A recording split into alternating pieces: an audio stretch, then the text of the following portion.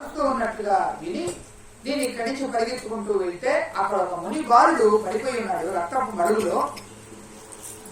నన్ను చూసి నా వేషాన్ని చూసి గుర్తించి, నువ్వు రాజువా, ప్రజల్ని కాపాడాల్సింది పోయి ఈ పని చేస్తావా, నీవు నీకు ఏమి అపకారం చేశావని?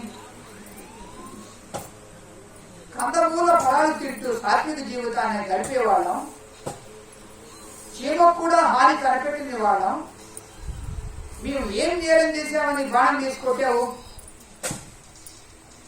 నేను చచ్చిపోతున్నాననే బాధ నాకు లేదు. నేను తపస్సుని, కానీ నా తల్లిదండ్రులు వృద్ధులు, అందులు, వాళ్ళకెవరూ దిక్కులేరు, కళ్ళు లేవు. నాయన దాహంగా ఉందిరా అని అడిగితే చూస్తే పూజలో నీళ్లు లేవు. దగ్గరలో ఉండే ఆశ్రమంలో ఉంటారు వాళ్ళు. దాహంగా ఉంది అంటే నీళ్లు తీసుకొని రావడానికి వచ్చాను ఇక్కడికి నదికి. నా తల్లిదండ్రులు దట్టుతో ఉన్నారు. నీళ్లు తీసుకోవడానికి వస్తే నన్ను కొట్టి చంపుతావా? నీచుడా, దుర్మార్గుడా, నీ శబ్దమేది పరీక్షించుటకు నేనే దొరికాను నీకు? నా తల్లిదండ్రులు గొప్ప తపస్సంపన్నులు, తప్పించుకోవడానికి ప్రయత్నిస్తావేమో. వాళ్ళ పాదాల మీద పడి క్షమాపణ భిక్షకోరు. ఆ విధంగా చేస్తే కొంతవరకు పర్వాలేదు, అలా చేయకపోతే నువ్వు సర్వనాశనం అయిపోతావు అని చెప్పి ఆ పిల్లవాడు బాధను, మరణ యాతను చూడలేకపోయాను. ఒక దశలో ఇదిగో ఈ నీళ్లు తీసుకుని వెళ్ళి ఇవ్వు, వాళ్ళు తాగిన తర్వాత చెప్పు, ఇదిగో నేను ఇట్లా అయ్యానని. వాళ్ళని క్షమాపించకోరు, సాధు హృదయంలో నేను క్షమిస్తారు అని అన్నాడు. ఆ బాణం యొక్క నొప్పిని భరించలేక పోతున్నాడు. దాన్ని లాగి అన్నాడు. కానీ అది నేను లాగేస్తే చచ్చిపోతాడు, ఇయ్యకపోతే నరకయాతను అనుభవిస్తాడు. ఆలోచిస్తూ ఉంటే ఏం చేయాలో అర్థం కాక,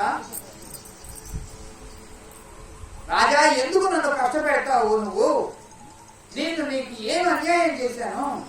తొందరగా తీసేయి ఈ బాణాన్ని. ఎందుకు తీయటం లేదో నాకు తెలుసు.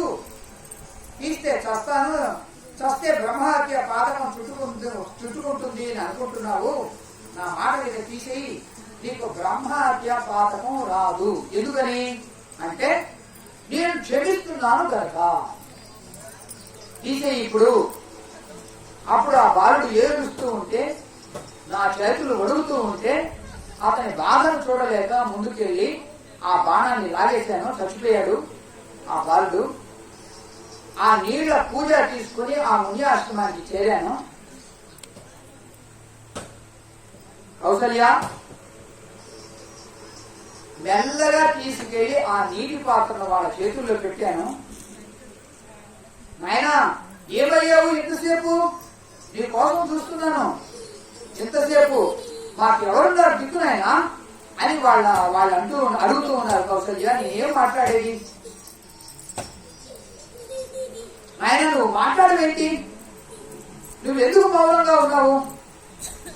వాళ్ళు నీళ్లు తాగటం లేదు, ఇక లాభం లేదనుకుని జరిగిన విషయం అంతా చెప్పాను.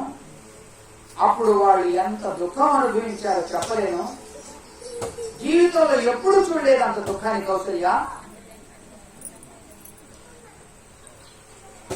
మెల్లగా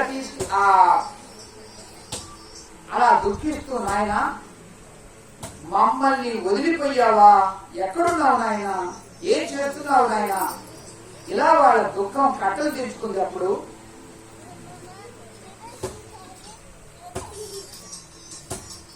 అప్పుడు వాళ్ళు ఏవం త్వం పుత్రశోకేన రాజన్ కాలం కరిష్యసి అని శాపం పెడతారు నాకు.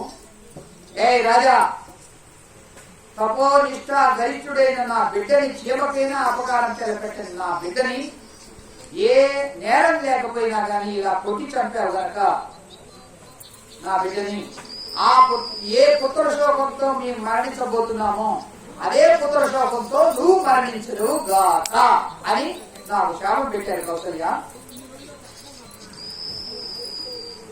అప్పుడు వాళ్ళు మా బిడ్డ దగ్గరికి తీసుకుపోమని నేను అడిగారు. వాళ్ళిద్దరిని పట్టుకుని ఆ నదీ తీరానికి తీసుకొచ్చాను.